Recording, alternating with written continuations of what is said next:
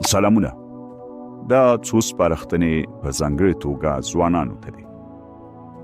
ډېرې تېروتنې له ډېرو خبرو پیدا کېږي. نو کمې خبرې کوه او تر ډېره خاموش اوسه. قرضونه مه کوه، که نه د ډېر وخت غلامي به درته راغاړه شي. په کاروبار کې که هغه هر څه او هر چیرې وي، د تقابل پر ځای همکاري کوه. همکاري مو تر زور ازمایلو ډېر پیاوړی کوي.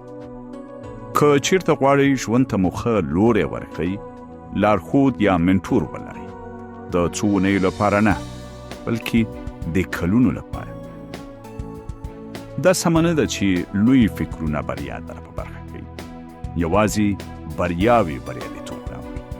نو په وړو شیونو کې بریا ترلاسه کړه او بیا یې د لویو بریالیتوبونو لپاره وکاروه. نړۍ وړه ده.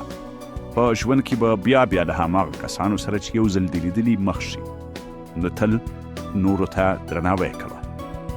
په خپل موبایل، ټلیفون او انټرنیټ کې دومره مه ورکېږه چې د حقیقي ژوند خواږه ترخه دې هېر شي.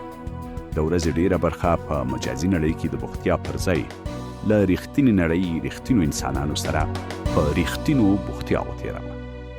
د خدای ښه دې وي.